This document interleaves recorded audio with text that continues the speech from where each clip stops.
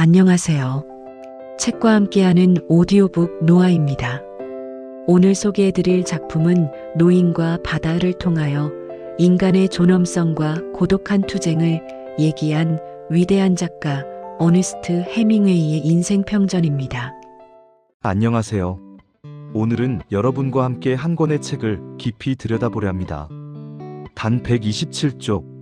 누구나 하루 만에 읽을 수 있는 짧은 소설.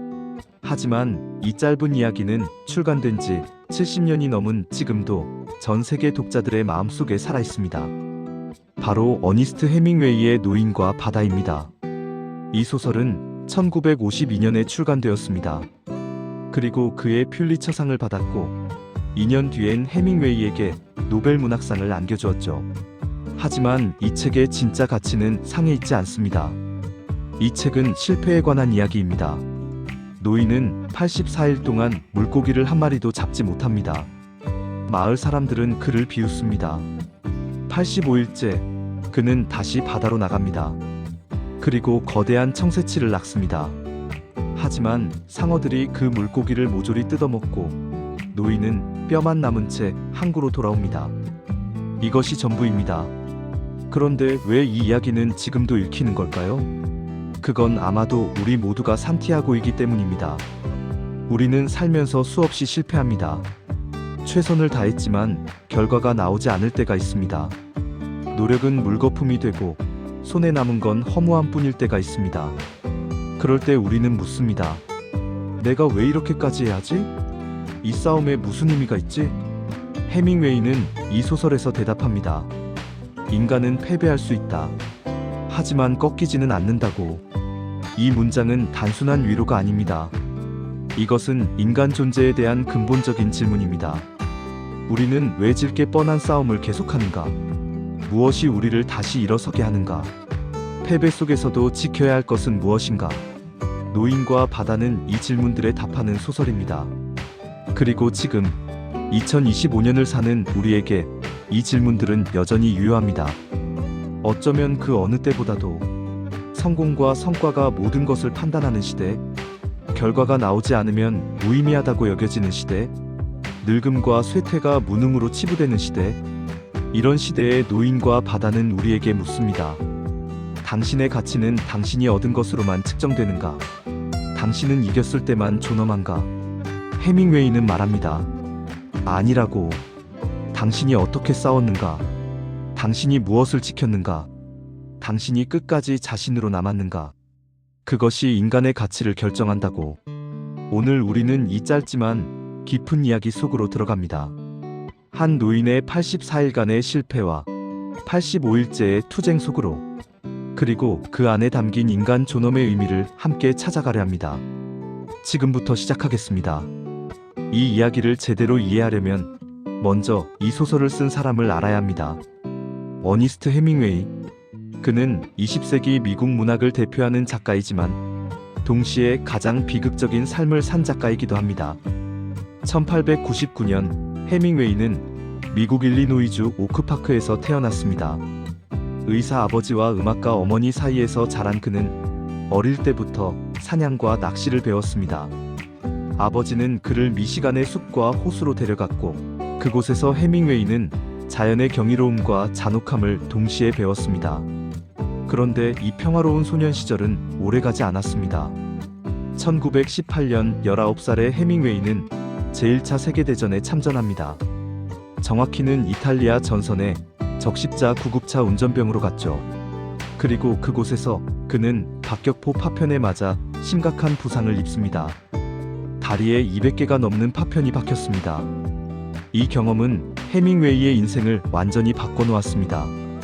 그는 죽음을 바로 곁에서 보았습니다. 친구들이 눈앞에서 죽어가는 것을 목격했습니다. 그리고 자신도 죽을 뻔했습니다. 이후 해밍웨이는 평생 전쟁과 죽음에 사로잡혀 살게 됩니다. 그의 소설 대부분이 전쟁, 폭력, 죽음을 다루는 건 우연이 아닙니다.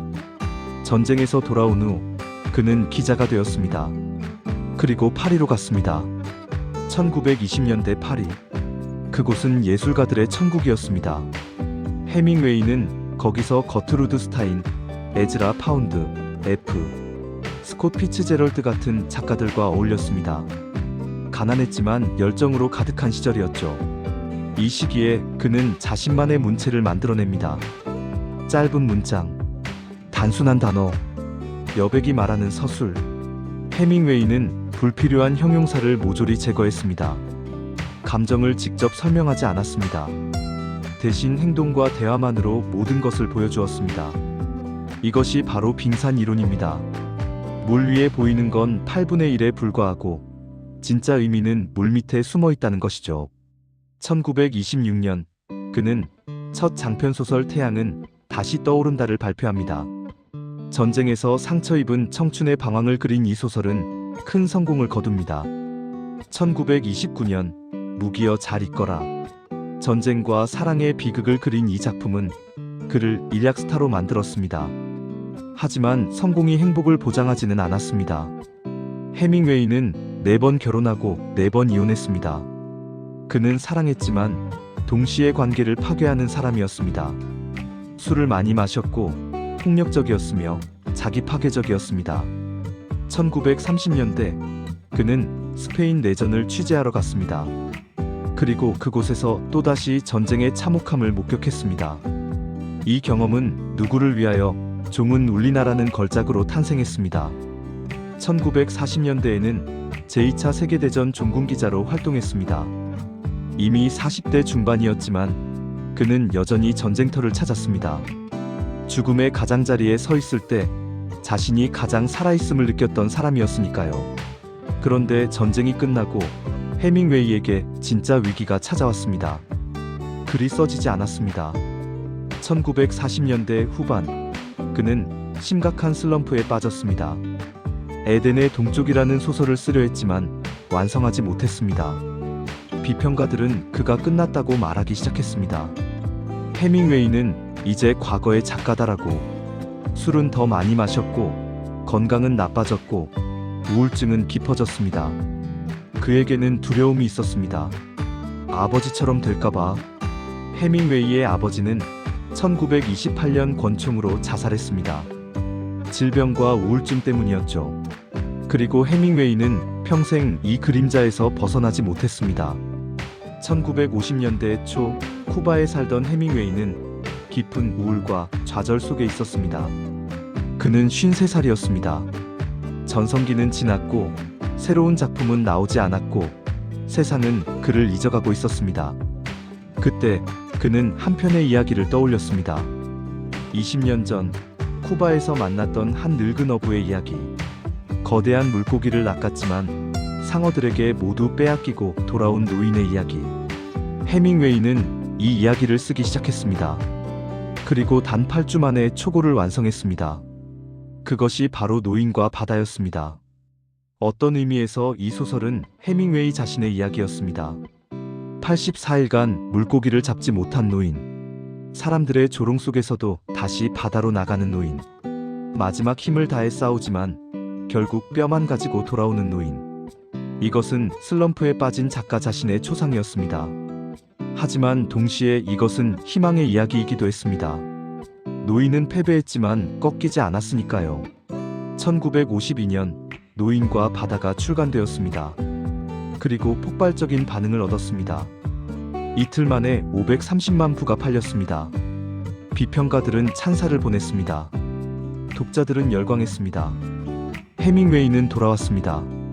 1953년 퓰리처상, 1954년 노벨 문학상. 그는 다시 한번 세계 최고의 작가로 인정받았습니다. 하지만 이 승리는 오래가지 못했습니다. 1950년대 후반 해밍웨이의 건강은 급격히 악화되었습니다. 간 질환, 당뇨, 고혈압, 2번의 비행기 사고로 머리와 척추에 심각한 부상을 입었습니다. 기억력이 떨어졌고 글을 쓸 수 없게 되었습니다. 그에게 글쓰기는 존재 이유였습니다.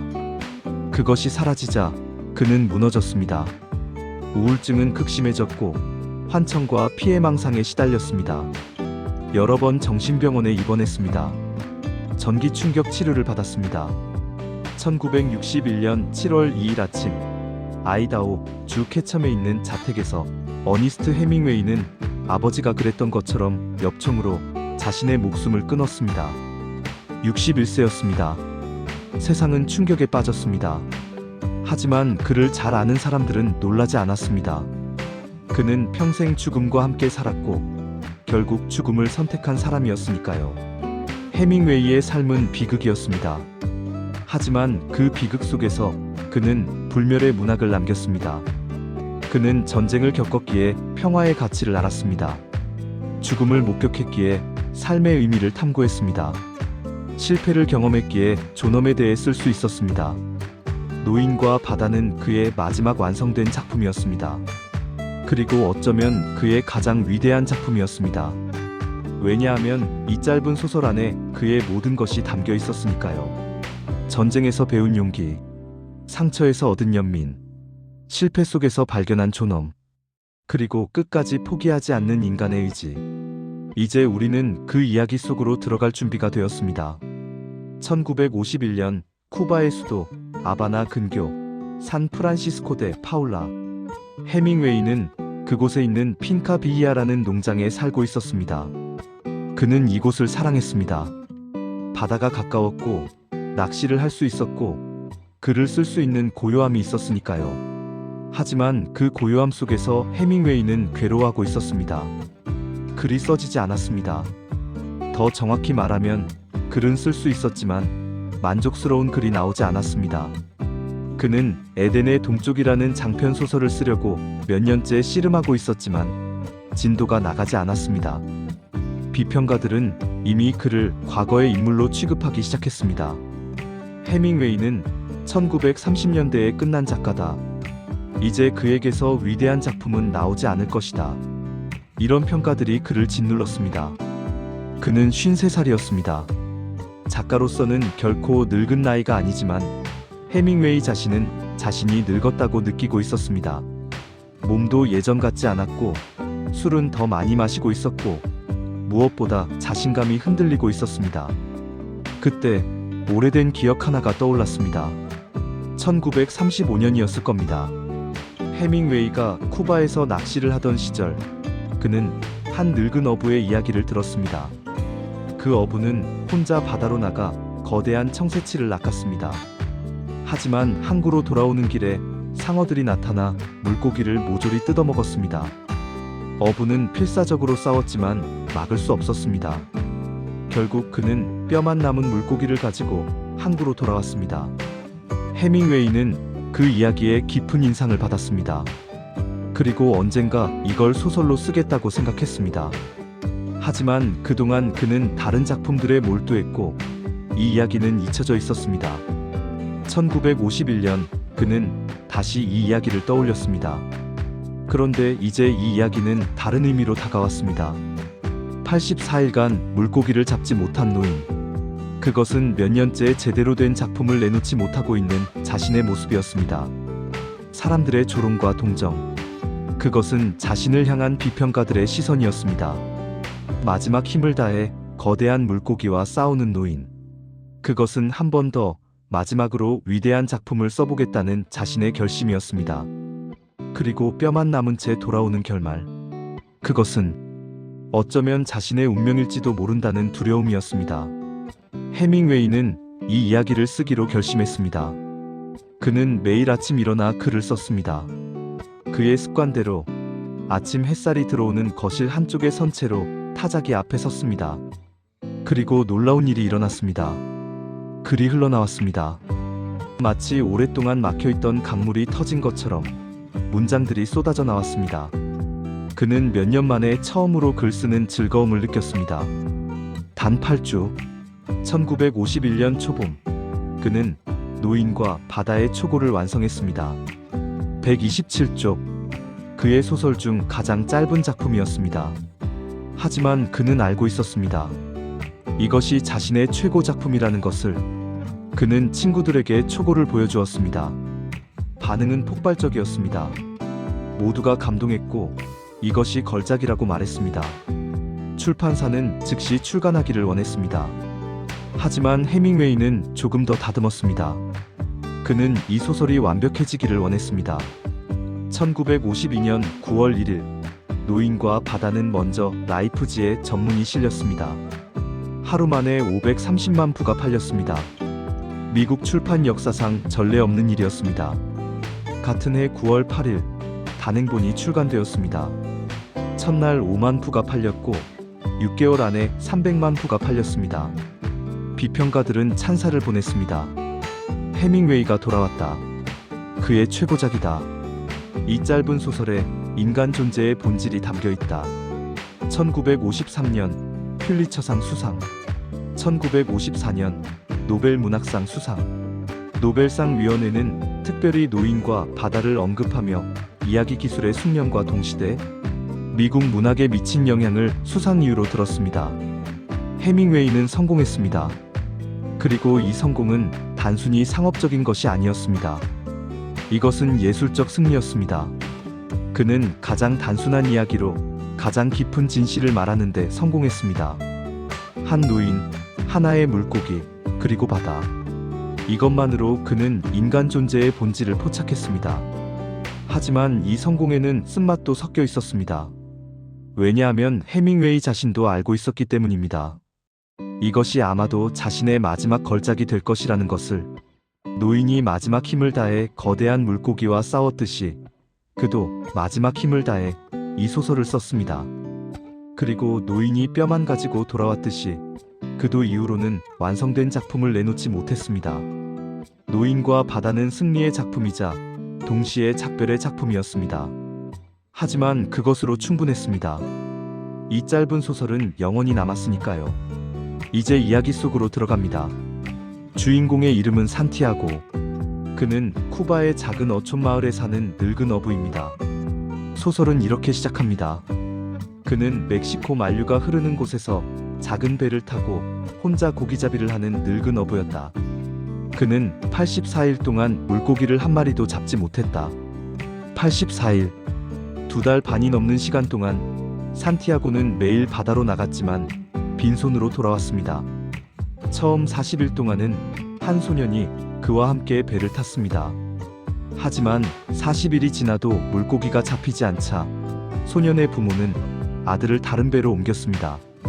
노인은 이제 재수없는 사람이라고 여겨졌기 때문이죠. 마을 사람들은 산티아고를 비웃습니다. 어떤 이들은 동정합니다. 그것이 더 견디기 힘듭니다. 산티아고는 가난합니다. 그의 오두막은 낡았습니다. 야자수 잎사귀로 만든 벽, 갈색으로 바랜 밀가루 부대로 기운 돛, 손잡이가 빠진 칼. 그는 혼자 삽니다. 아내는 오래전에 죽었고 아이도 없습니다. 벽에는 한때 걸려있던 아내의 사진을 떼어낸 자리만 남아있습니다. 너무 오래 보면 외로워지기 때문에 떼어냈다고 소설은 말합니다. 그는 늙었습니다. 피부는 햇볕에 그을려 주름이 깊게 패였습니다. 목덜미의 주름은 마치 깊은 골짜기 같습니다. 손에는 밧줄 자국이 깊이 박혀 있습니다. 오랜 세월 바다에서 쌓아온 흔적들입니다. 그런데 소설은 이렇게 말합니다. 그러나 그의 눈은 바다처럼 파랗고 명랑하고 패배하지 않았다. 여기에 산티아고의 본질이 있습니다. 그는 가난하지만 비굴하지 않습니다. 늙었지만 포기하지 않았습니다. 실패했지만 꺾이지 않았습니다. 산티아고에게는 한 명의 친구가 있습니다. 마놀린이라는 소년입니다. 소년은 5살 때부터 산티아고의 배에서 고기잡이를 배웠습니다. 노인은 소년에게 모든 것을 가르쳐 주었습니다. 어떻게 낚시줄을 던지는지, 어떻게 물고기와 싸우는지, 그리고 어떻게 바다를 사랑하는지. 소년은 노인을 존경합니다. 사랑합니다. 부모가 다른 배로 옮기라고 해서 어쩔 수 없이 떠났지만 소년은 여전히 매일 산티아고를 찾아옵니다. 노인의 장비를 챙겨주고 밥을 사다 주고 야구 이야기를 나눕니다. 노인도 소년을 아들처럼 아낍니다. 그들은 함께 조 디마지오에 대해 이야기합니다. 디마지오는 당시 뉴욕 양키스의 전설적인 야구 선수였습니다. 아버지가 어부였고 발 뒤꿈치 뼈에 가시가 박혀 있어도 경기에 나섰던 선수. 산티아고는 디마지오를 존경합니다. 왜냐하면 디마지오는 고통 속에서도 위대함을 유지했으니까요. 그는 어부의 아들이야. 그가 내가 겪은 고통을 이해할 거라고 생각해. 산티아고에게는 자존심이 있습니다. 그는 가난하고 늙었지만 자신이 훌륭한 어부라는 것을 알고 있습니다. 그는 바다를 읽을 수 있습니다. 물고기가 어디 있는지, 어떻게 움직이는지 압니다. 그는 기술이 있습니다. 나는 이상한 어부야. 하지만 지금까지 배운 것들이 있어.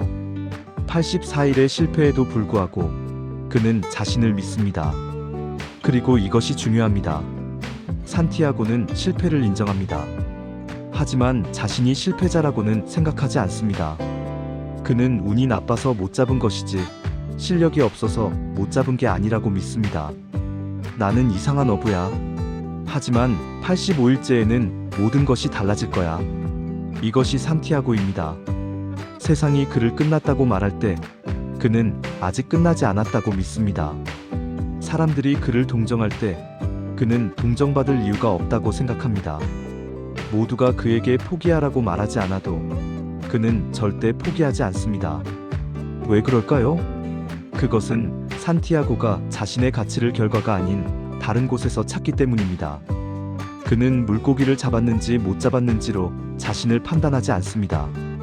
그는 자신이 어떻게 일했는지, 얼마나 최선을 다했는지로 자신을 판단합니다.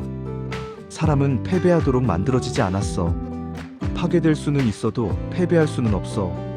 이 문장은 나중에 나오지만 이미 산티아고의 삶 전체에 새겨져 있습니다. 그는 84일 동안 물고기를 못 잡았지만 패배하지 않았습니다. 왜냐하면 매일 최선을 다해 바다로 나갔으니까요. 그는 가난하지만 파괴되지 않았습니다. 왜냐하면 자신의 존엄을 지켰으니까요. 산티아고는 영웅이 아닙니다. 그는 평범한 노인입니다. 하지만 그 평범함 속에 비범한 것이 있습니다. 포기하지 않는 의지, 자신을 믿는 신념, 그리고 끝까지 인간으로 남으려는 노력. 이제 이 노인이 다시 바다로 나갑니다. 85일째, 모든 것이 달라질, 혹은 모든 것이 끝날 그날. 85일째 아침, 산티아고는 어둠이 채 가시기 전에 일어납니다. 그는 오두막 바닥에서 잠에서 깹니다. 침대도 없습니다. 오래된 신문지와 밀가루 부대가 그의 친구입니다. 창밖에서 소년이 부릅니다. 산티아고. 노인은 문을 엽니다. 소년은 노인을 위해 커피를 가져왔습니다. 뜨거운 커피 한 잔, 그것이 노인의 아침 식사입니다. 두 사람은 함께 해변으로 걷습니다. 어둠 속에서 다른 어부들도 바다로 나갈 준비를 하고 있습니다. 소년은 노인의 장비를 배에 싣는 것을 돕습니다. 낚시줄, 작살, 노를 하나하나 조심스럽게 배에 올립니다. 행운을 빌어요. 소년이 말합니다. 당신은 이미 행운아야. 노인이 대답합니다. 소년은 노인이 행운을 되찾기를 간절히 바랍니다. 노인 역시 알고 있습니다. 오늘은 특별한 날이 될 거라고. 산티아고는 혼자 배를 저어 항구를 빠져나갑니다. 어둠 속에서 그는 다른 배들의 노젓는 소리를 듣습니다. 하지만 곧 그 소리들은 멀어지고 그는 혼자가 됩니다. 해가 뜹니다.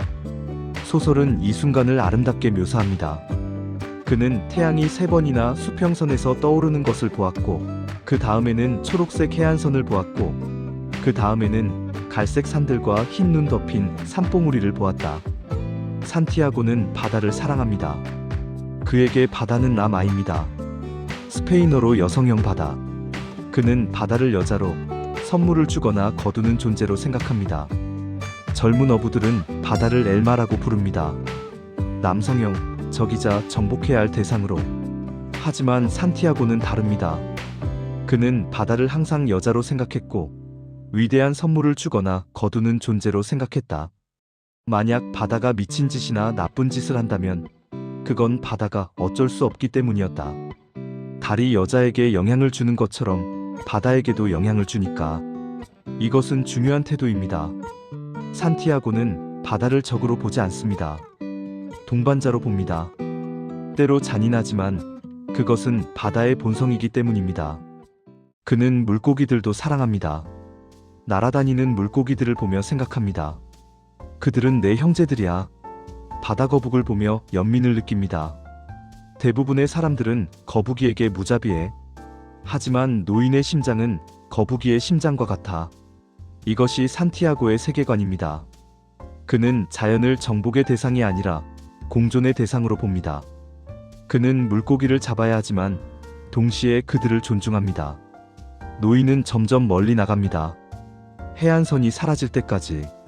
다른 어부들은 가까운 곳에서 고기를 잡습니다.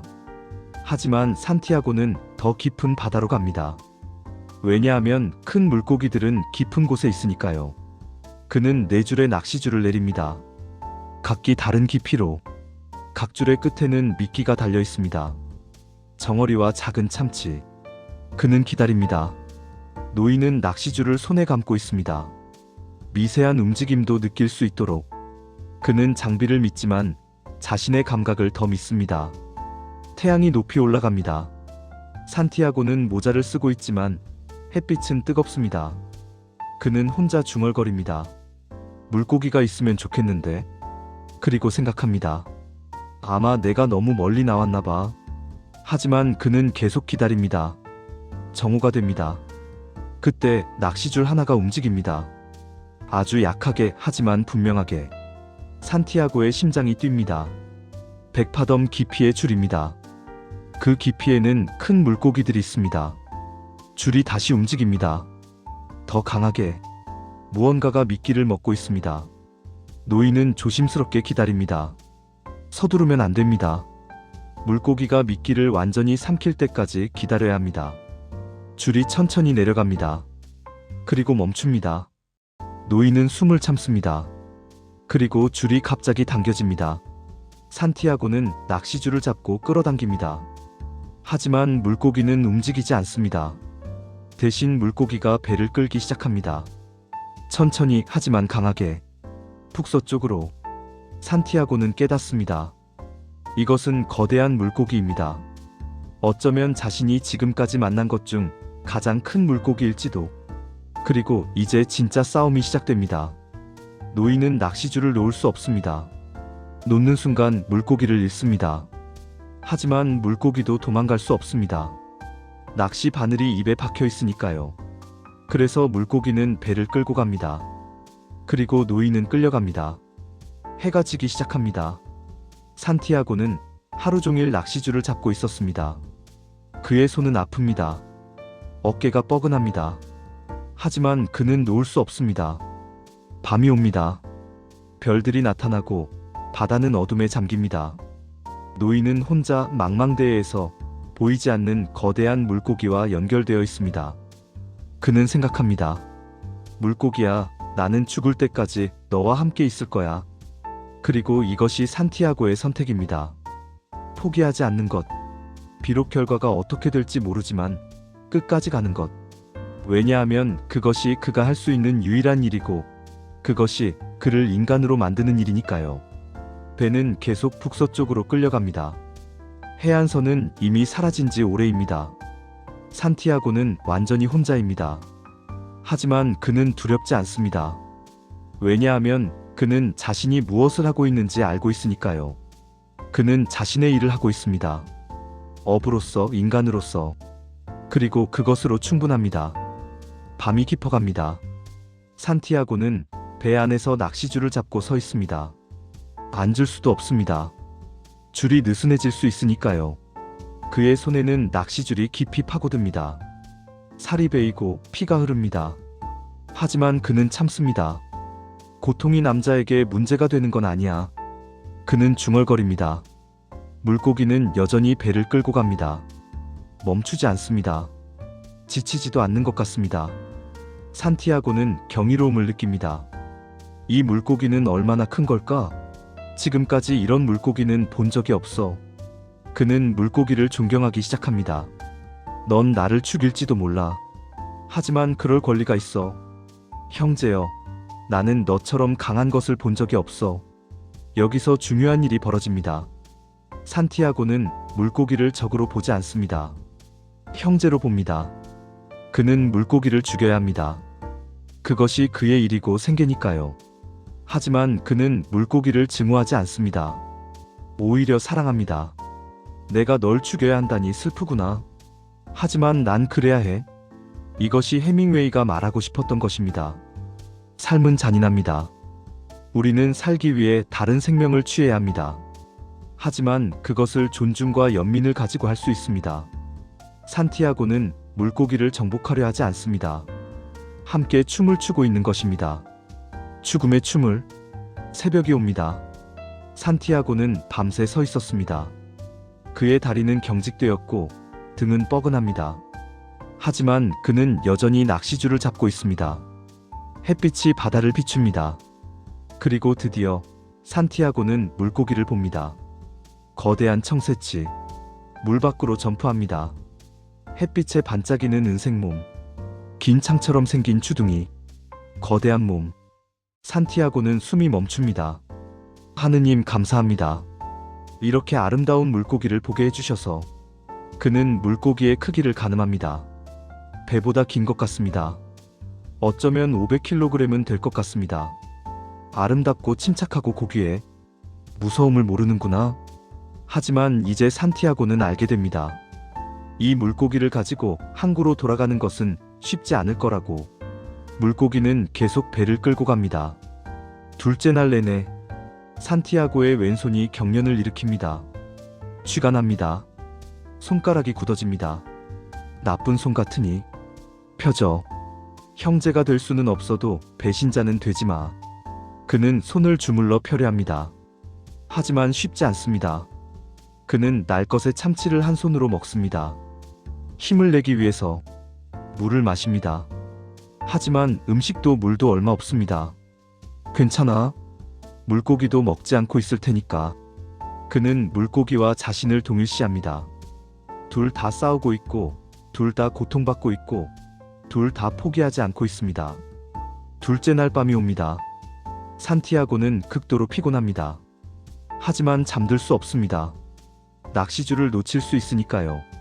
그는 야구를 생각합니다. 조 디마지오를 생각합니다. 디마지오는 이 상황에서 어떻게 할까? 그는 끝까지 버틸 거야.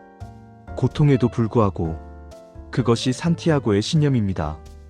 위대함은 재능에서 오는 게 아니라 끝까지 버티는 것에서 옵니다. 셋째 날 아침. 드디어 물고기가 피곤해하기 시작합니다. 원을 그리며 수영합니다. 더 이상 직선으로 가지 못합니다. 산티아고는 기회를 봅니다. 그는 조금씩 낚시줄을 당깁니다. 물고기를 배 쪽으로 끌어당깁니다. 물고기가 저항합니다. 다시 줄을 풀립니다. 산티아고는 다시 당깁니다. 몇 시간 동안 이 싸움이 계속됩니다. 산티아고의 손은 피투성이가 됩니다. 그의 등은 말로 표현할 수 없을 만큼 아픕니다. 하지만 그는 계속합니다. 한 번만 더. 한 번만 더. 그는 자신에게 말합니다. 그리고 드디어 물고기가 배 옆으로 옵니다. 거대한 청새치. 햇빛에 빛나는 보라색과 은색 몸. 길이가 거의 6m. 산티아고는 작사를 잡습니다. 물고기가 배 옆을 지나갑니다. 노인은 마지막 힘을 다해 작사를 던집니다. 작살이 물고기의 심장에 박힙니다. 물고기가 공중으로 솟구칩니다. 그 아름다움과 힘을 모두 보여주며 그리고 물속으로 떨어집니다. 죽었습니다. 산티아고는 배에 쓰러집니다. 마침내 그는 숨을 헐떡입니다. 마침내 끝났어. 그는 물고기를 배 옆에 묶습니다. 너무 커서 배 안에 넣을 수 없습니다. 그리고 그는 항구를 향해 돌아가기 시작합니다. 산티아고는 승리했습니다. 그는 거대한 물고기를 잡았습니다. 마을 역사상 가장 큰 물고기일 것입니다. 84일의 실패 끝에 그는 마침내 성공했습니다. 하지만 이야기는 여기서 끝나지 않습니다. 진짜 시련은 이제부터 시작됩니다. 산티아고는 지쳤지만 행복합니다. 항구를 향해 돌아갑니다. 거대한 청새치를 배 옆에 묶고 물고기의 피가 물속으로 흘러들어갑니다. 노인은 불길한 예감을 느낍니다. 피가 너무 많이 흘러. 상어들이 올 거야. 그러나 그는 자신에게 말합니다. 할 수 있는 건 다 했어. 이제 집에 가는 일만 남았어.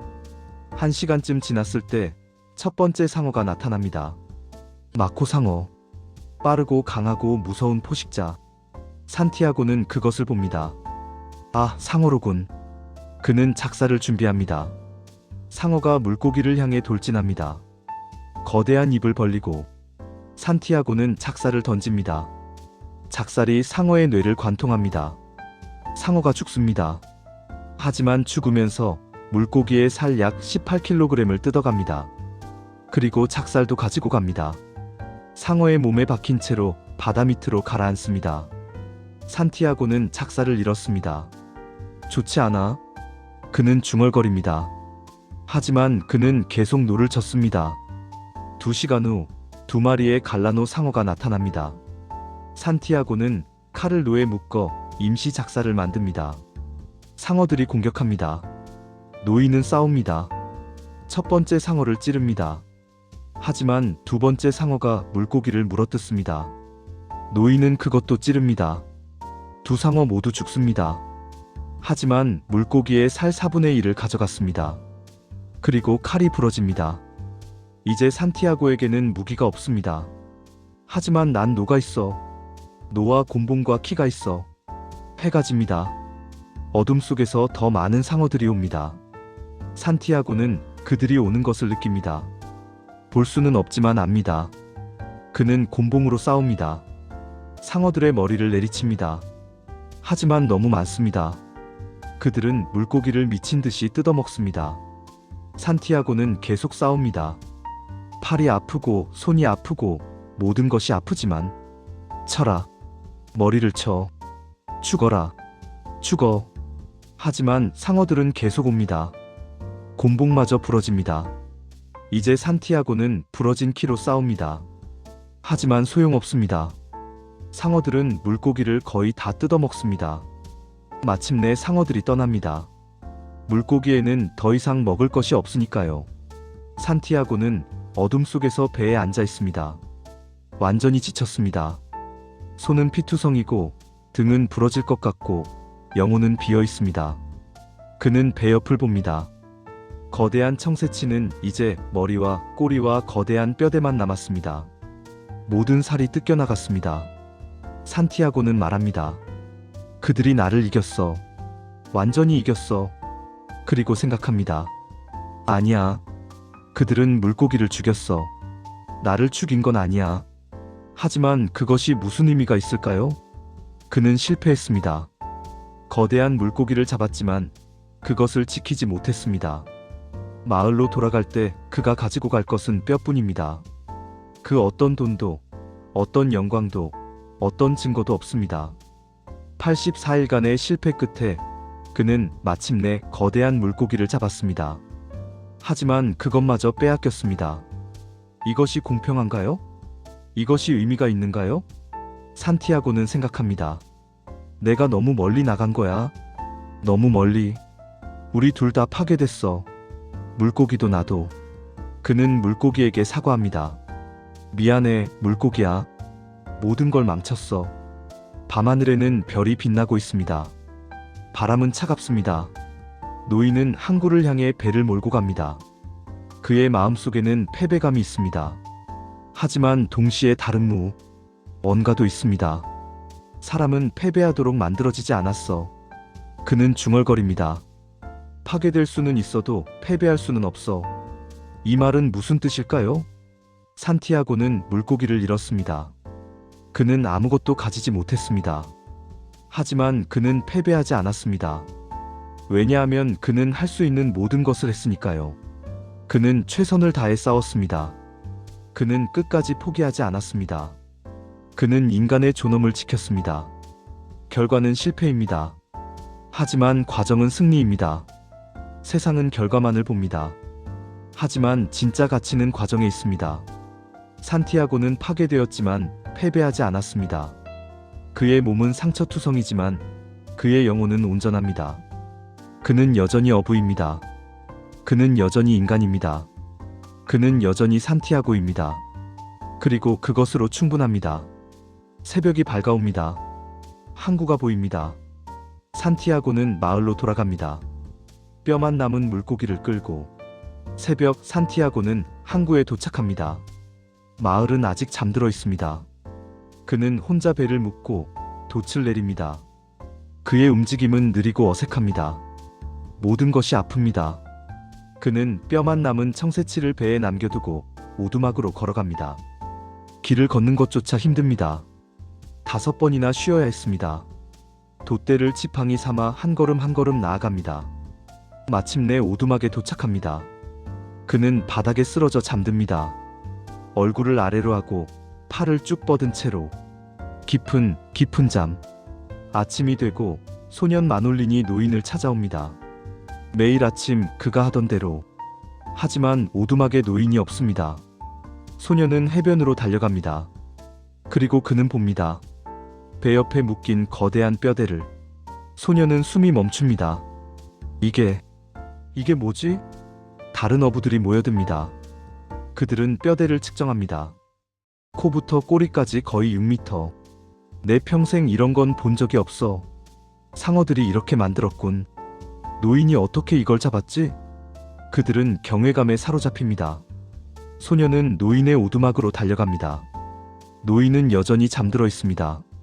소년은 노인의 손을 봅니다. 상처투성이입니다. 어깨를 봅니다. 등을 봅니다. 눈물이 납니다. 소년은 조용히 나와 커피를 가지러 갑니다. 노인이 깨어날 때를 위해. 오후가 되어서야 산티아고가 깨어납니다. 소년이 그를 지키고 앉아 있습니다. 마놀린. 노인이 말합니다. 그들이 나를 이겼어. 아니에요. 소년이 대답합니다.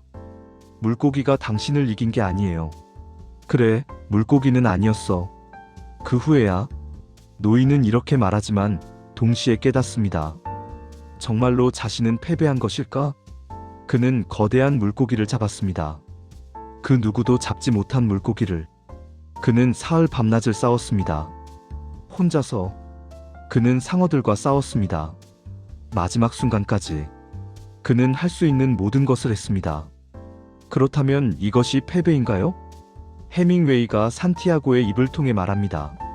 사람은 패배하도록 만들어지지 않았어. 파괴될 수는 있어도 패배할 수는 없어.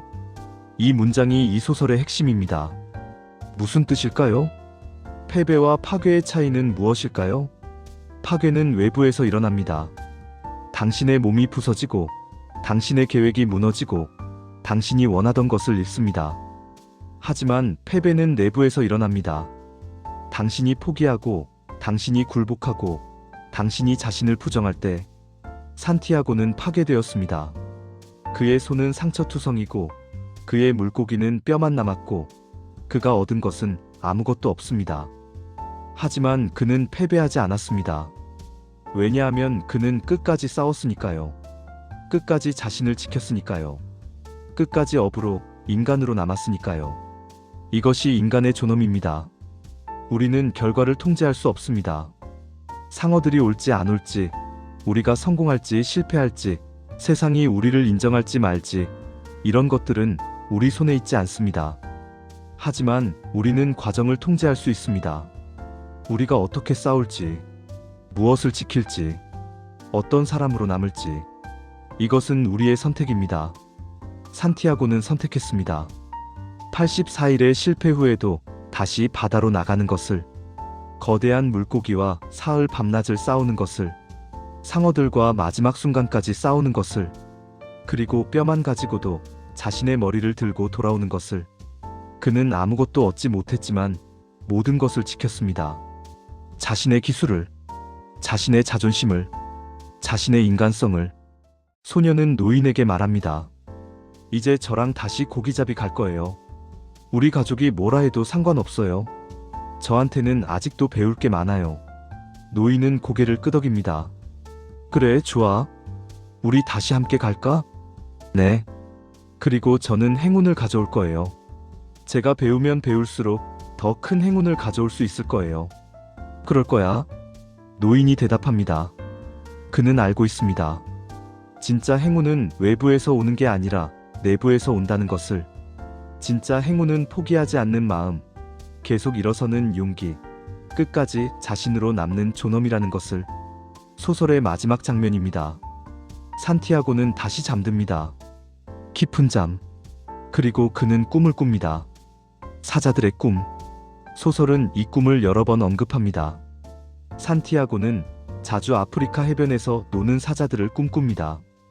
그가 젊었을 때 그는 아프리카 앞바다를 항해했습니다.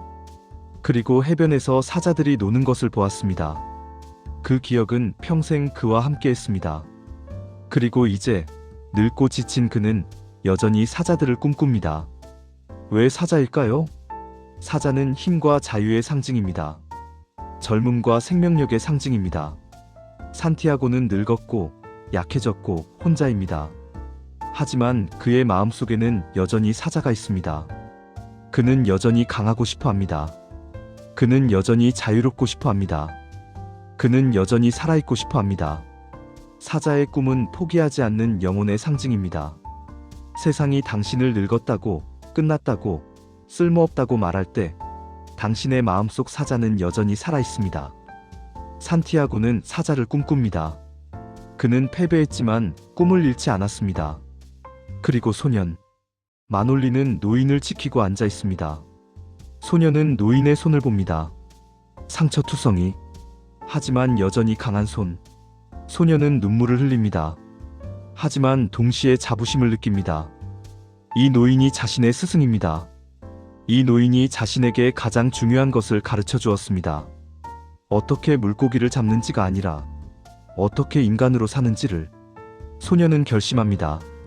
다시 노인과 함께 배를 타겠다고. 부모가 뭐라 하든 세상이 뭐라 하든. 왜냐하면 소년은 알기 때문입니다. 진짜 가치 있는 것은 돈이나 성공이 아니라 이 노인 같은 존엄이라는 것을. 소년은 다음 세대입니다. 그리고 노인은 소년에게 무언가를 전해주었습니다. 기술이 아니라 정신을, 방법이 아니라 태도를, 승리가 아니라 존엄을. 이것이 희망입니다. 산티아고의 싸움은 헛되지 않았습니다. 비록 그가 물고기를 잃었어도 그는 소년에게 더 중요한 것을 주었습니다. 포기하지 않는 법, 존중하며 싸우는 법, 패배 속에서도 존엄을 지키는 법. 소년은 이것을 배웠습니다. 그리고 이것을 다음 세대에 전할 것입니다. 이것이 인간이 인간인 이유입니다. 우리는 죽지만 우리가 배운 것은 남습니다. 우리는 패배하지만 우리의 정신은 계속됩니다. 우리는 사라지지만 우리의 존엄은 이어집니다. 해변에서 관광객들이 거대한 뼈대를 봅니다. 저게 뭐죠? 한 여자가 웨이터에게 묻습니다. 상어요. 웨이터가 스페인어로 대답합니다. 티부론. 그는 무슨 일이 있었는지 설명하려 하지만 관광객은 이해하지 못합니다. 그들은 그냥 뼈대를 보고 지나갑니다. 그들은 알지 못합니다. 그 뼈대가 무엇을 의미하는지, 그 뒤에 어떤 이야기가 있는지, 한 노인이 무엇을 겪었는지. 하지만 그것은 중요하지 않습니다. 세상은 이해하지 못할 수 있습니다. 하지만 소년은 알고 있습니다. 노인은 알고 있습니다. 그리고 이제 우리도 알고 있습니다. 진짜 가치는 결과가 아니라 과정에 있다는 것을. 진짜 승리는 얻는 것이 아니라 지키는 것에 있다는 것을. 진짜 위대함은 성공이 아니라 존엄에 있다는 것을. 오두막에서 산티아고는 잠들어 있습니다. 그리고 그는 사자들을 꿈꿉니다. 자, 이제 이야기에서 나와 오늘을 살아가는 우리 이야기를 해봅시다. 2025년, 우리는 어떤 시대를 살고 있습니까? 성과주의의 시대, 효율성의 시대, 결과가 모든 것을 판단하는 시대. 우리는 끊임없이 평가받습니다. 학교에서, 직장에서, 관계에서, 심지어 SNS에서도 당신이 얼마나 성공했는지, 얼마나 많이 벌었는지, 얼마나 인정받는지, 이것들이 당신의 가치를 결정하는 것처럼 여겨집니다. 그리고 우리는 늙는 것을 두려워합니다. 노화는 쇠퇴로 여겨집니다. 경험은 무시되고 젊음이 찬양받습니다. 꼰대라는 말은 나이 든 사람을 무시하는 가장 쉬운 방법이 되었습니다. 우리는 실패를 두려워합니다. 실패는 수치로 여겨집니다. 다시 일어서는 것보다 처음부터 넘어지지 않는 것이 중요해 보입니다. 실패는 성공의 어머니라는 말은 진부한 위로처럼 들립니다. 이런 시대에 노인과 바다는 우리에게 무엇을 말합니까? 첫째, 당신의 가치는 결과로 측정되지 않는다고 말합니다. 산티아고는 84일간 물고기를 못 잡았습니다. 85일째도 결국 뼈만 가지고 돌아왔습니다. 결과만 보면 그는 실패자입니다. 하지만 그는 실패자가 아닙니다. 왜냐하면 그는 매일 최선을 다했고 끝까지 포기하지 않았고 자신의 존엄을 지켰으니까요. 당신도 마찬가지입니다. 당신이 원하는 결과를 얻지 못했다고 해서 당신이 실패자는 아닙니다. 당신이 얼마나 노력했는지, 당신이 어떻게 싸웠는지, 당신이 무엇을 지켰는지, 이것이 당신의 가치를 결정합니다. 둘째, 나이는 끝이 아니라고 말합니다. 산티아고는 늙었습니다. 마을 사람들은 그가 끝났다고 생각합니다. 하지만 그는 여전히 사자를 꿈꿉니다.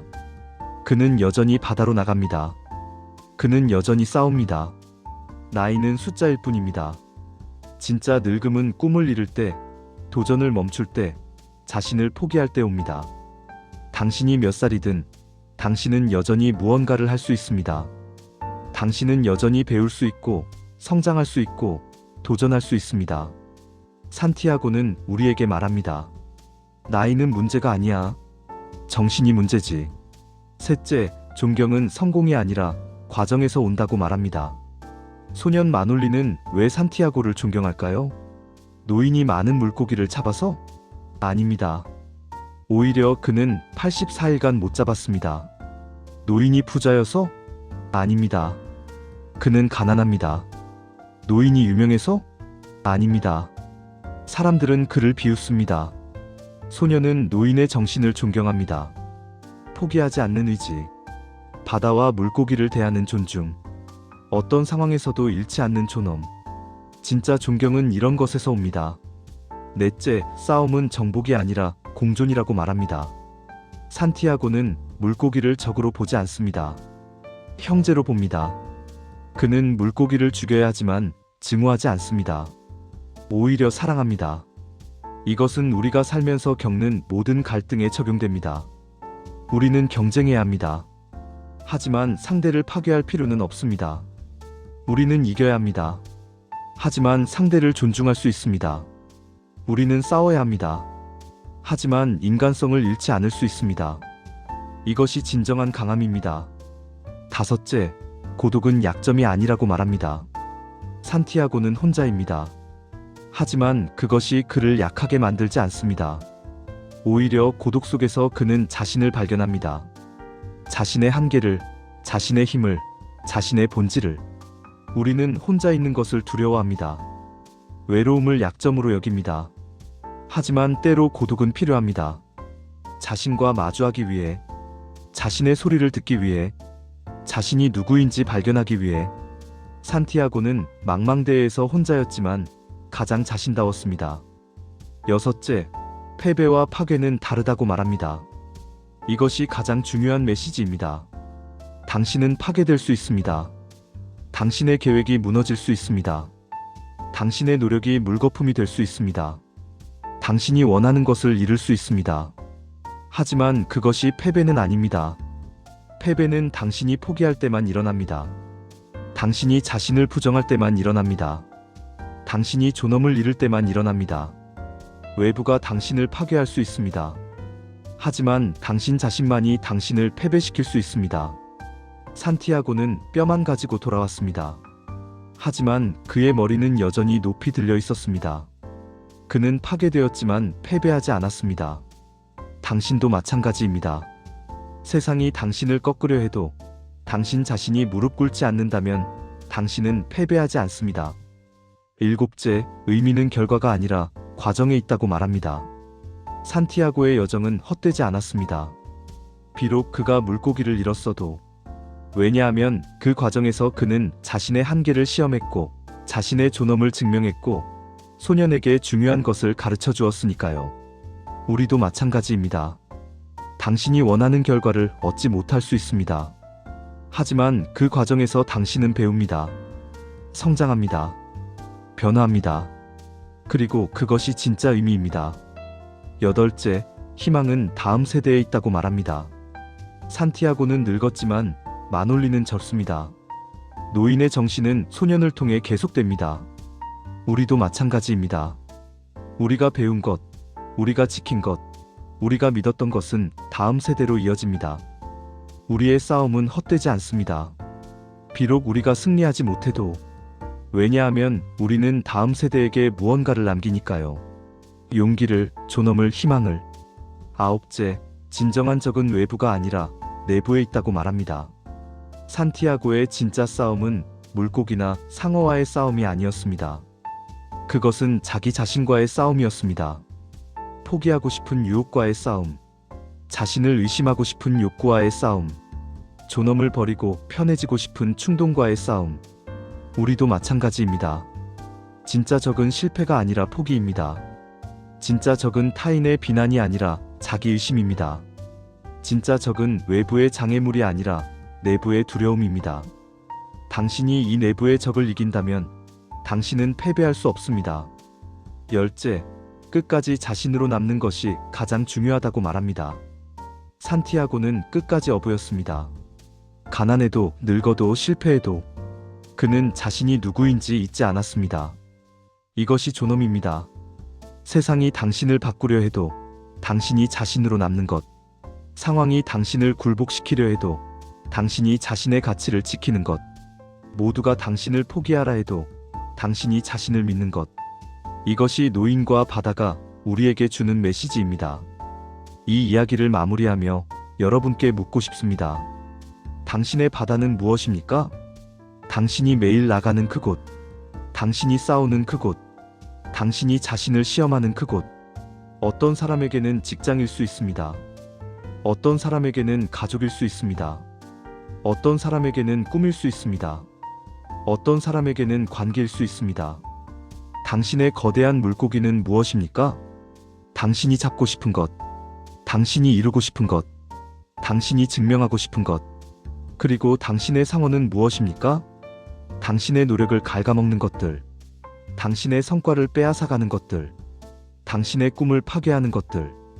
우리 모두는 산티아고입니다. 우리는 우리의 바다로 나갑니다. 우리는 우리의 물고기와 싸웁니다. 우리는 우리의 상어들을 만납니다. 그리고 때로 우리는 뼈만 가지고 돌아옵니다. 하지만 그것이 끝이 아닙니다. 중요한 것은 당신이 어떻게 싸웠는가입니다. 당신이 최선을 다했는가? 당신이 존엄을 지켰는가? 당신이 끝까지 자신으로 남았는가? 만약 그렇다면 당신은 패배하지 않은 것입니까? 세상은 결과만을 볼 것입니다. 하지만 당신은 압니다. 진짜 가치는 과정에 있다는 것을. 그리고 당신 곁에는 당신의 마놀린이 있을 것입니다. 당신을 이해하는 누군가, 당신을 존경하는 누군가, 당신에게서 배우는 누군가. 그들에게 당신은 전해줄 것입니다. 포기하지 않는 법을, 존엄을 지키는 법을, 끝까지 인간으로 사는 법을. 그리고 밤에 당신은 사자를 꿈꿀 것입니다. 당신의 힘을, 당신의 자유를, 당신의 젊음을. 비록 당신의 몸은 지쳤어도 당신의 영혼은 여전히 살아있을 것입니다. 1952년 해밍웨이는 127쪽의 짧은 소설을 썼습니다. 한 늙은 어부의 이야기. 하지만 이것은 단순한 어부의 이야기가 아니었습니다. 이것은 인간에 관한 이야기였습니다. 패배와 존엄에 관한 이야기, 실패와 의미에 관한 이야기, 파괴와 불굴에 관한 이야기. 70년이 넘은 지금도 이 이야기는 여전히 울립니다. 왜냐하면 인간의 본질은 변하지 않으니까요. 우리는 여전히 싸웁니다. 우리는 여전히 실패합니다. 우리는 여전히 일어섭니다. 그리고 우리는 여전히 존엄을 지키려 합니다. 사람은 패배하도록 만들어지지 않았어. 파괴될 수는 있어도 패배할 수는 없어. 이 말을 기억하십시오. 당신이 힘들 때, 당신이 지칠 때, 당신이 포기하고 싶을 때, 당신은 파괴될 수 있습니다. 하지만 당신이 스스로를 포기하지 않는다면 당신은 절대 패배하지 않습니다. 당신은 여전히 당신입니다. 당신은 여전히 존엄합니다. 당신은 여전히 인간입니다. 그리고 그것으로 충분합니다. 산티아고는 오두막에서 잠들어 있습니다. 그는 사자들을 꿈꿉니다. 소녀는 그를 지키고 있습니다. 해변에는 거대한 뼈대가 남아 있습니다. 증거로, 증언으로, 기념비로. 한 인간이 여기 있었다고. 그가 싸웠다고. 그가 패배하지 않았다고. 당신도 당신의 뼈대를 남길 것입니다. 당신이 무엇을 했는지의 증거를. 당신이 어떻게 살았는지의 증언을, 당신이 누구였는지의 기념비를, 그리고 다음 세대가 그것을 볼 것입니다. 그들은 배울 것입니다. 당신에게서 끝까지 가는 법을, 존엄을 지키는 법을, 인간으로 사는 법을. 이것이 노인과 바다가 우리에게 주는 마지막 메시지입니다. 당신의 삶은 헛되지 않습니다. 비록 당신이 원하는 것을 얻지 못해도, 왜냐하면 당신이 어떻게 살았는가가 남으니까요.